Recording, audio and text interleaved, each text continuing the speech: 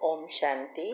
आपका प्रश्न है, कर्म का बीज बोना मतलब ठीक से समझना है, उसका अर्थ क्या है। उत्तर है, देखो, इस सृष्टि पर भगवान ने एक नियम रखा है, कर्म करो फल भोगो। अभी फल हमारे बीज के ऊपर आधारित है। जैसे इस जमीन में भी जो भी आप डालते हो उसका हजारों गुना होकर बाहर आता है।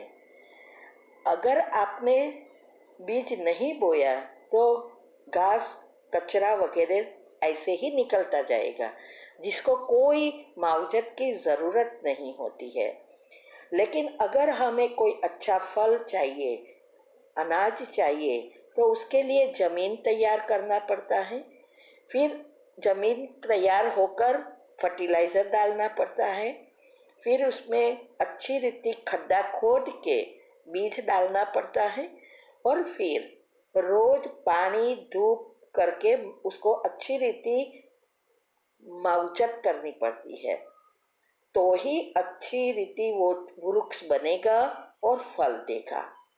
ऐसे ही ये दुनिया में भी एनर्जी एक जमीन की तरह है और वो एनर्जी में जो ये बीज बोना है, अभी क्या है, वो जमीन, एनर्जी की जमीन नेगेटिव है, तो घास फूस निकलता ही रहता है, मना कर्म की भोगना आती ही रहती है और नए भी वैसे ही कर्म बनते जाते हैं।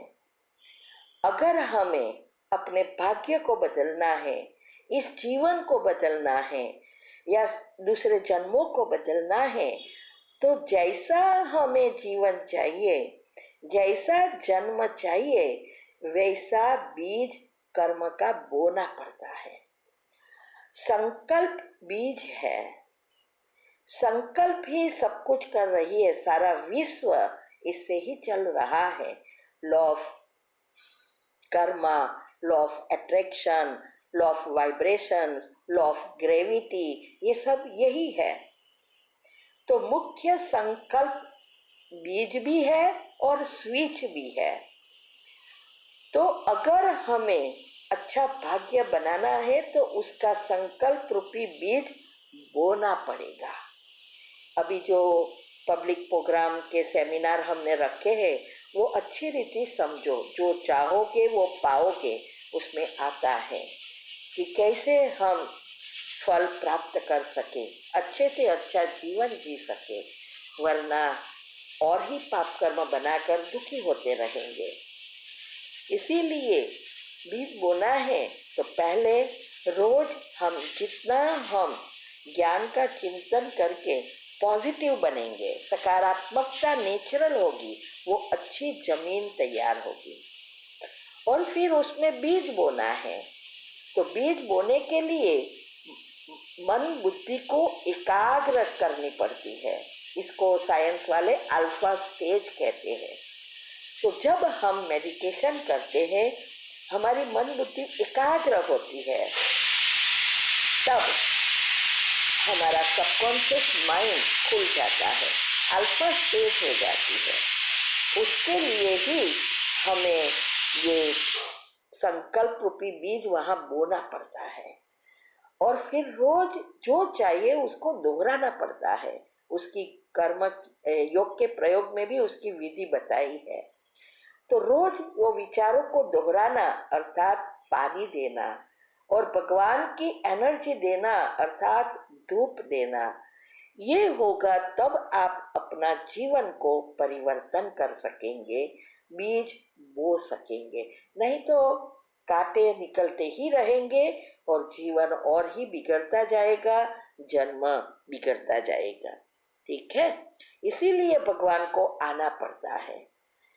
वो आके वही सिखा रहा है कि कैसे कर्म बंधन से मुक्त होकर कर्म संबंध में परिवर्तन करे या पाप पुण्य को खत्म कर पुण्य कर्म बने आए, जिससे अनेक जन्म हमें अच्छा मिले।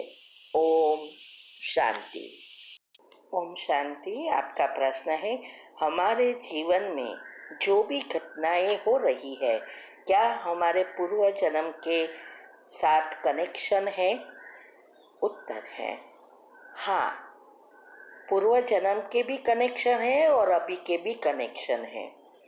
देखो, अभी जो हमने सेमिनार कराया है, जो चाहोगे वो पाओगे या भाग्य को बदलो, इसमें बताया है कि कैसे हमारी मृत्यु के समय बैलेंस शीट बनती है, कैसे वो कैरी फॉरवर्ड होती है दूसरे जन्म में, और कैसे नए कर्म बनते हैं। तो पूर्व जन्म की जो चीज़ है वो बहुत कम है, सारी चीज़ नहीं होती है, सारी जिंदगी की नहीं है, वो थोड़े कर्म होते हैं। लेकिन जब कोई भी घटना या कर्म आते हैं तो हम उसको जब सोचते रहते हैं, पकड़ कर रखते हैं, तो सोच सोच कर व्याज का भी व्याज बना देते हैं और कई पिछले जन्मों के और ही पाप कर्म खींचते रहते हैं। इसीलिए दुख बढ़ जाता है। अगर हम ड्रामा का ज्ञान और कर्म की गति को अच्छी रीति समझकर उपयोग करें, फुल स्टॉप लगाकर अच्छा सोच करें, जो चाहिए वही सोचना है, तो हमारा पुराना कर्म खत्म हो जाएगा और नया अच्छा बनेगा। इससे इस जीवन भी सुधर जाएगा। यही है भाग्य को बदलना या योग का प्रयोग। ठीक है। ओम शांति। ओम शांति। आपका प्रश्न है, क्या मच्छर कीड़े मकोड़े को मारने से पाप लगता है? उसको हम दवाई लगाकर मार सकते हैं, इससे कर्म बनते हैं? उत्तर है, देखो, कर्म की गति बहुत सूक्ष्म है। इसमें गुह्य राज है। जो चीज़ हमें दुख देती है उसका सामना करना, ये हमारा राइट है, हक है। जैसे दुनिया में भी चोर गुंडे लुटेरे होते हैं, वो हमें मारने आए या चोरी करने आए तो क्या हम खड़े रहेंगे? उसका सामना तो करेंगे ना। ऐसा थोड़ा कि उसको मार के हमें पाप लगेगा, नहीं। जहाँ हम हमारे रक्षा के लिए करते हैं या किसी की रक्षा के लिए करते हैं, मारते हैं, तो उसका पाप तो क्या, इवन इस दुनिया में भी, लौकिक कोर्ट में भी यही लॉ है, उसको सजा नहीं मिलती है। ऐसे ही ये कीड़ी मकोड़े, जो भी जानवर, जैसे बाघ आया या सांप आया या कोई हानिकारी जहरी चीज आई, क्या हम वहाँ खड़े होकर उसको हमारे पर हमला करने देंगे? नहीं। ऐसे ही ये कीड़ों मकोड़े जो भी है, जो हमें हैरान कर रहे हैं, तो उसको मार सकते हैं। भले उसका पाप होगा, लेकिन इतना नहीं जितना हम जानबूझ के करते हैं। हम अनाज पकाते हैं, जैसे खेत में उगाते हैं, फिर घर पे लाके उसको पकाते हैं, कितने जम्स मरते हैं खेत में आने से लेकर घर पे पकाने के कर।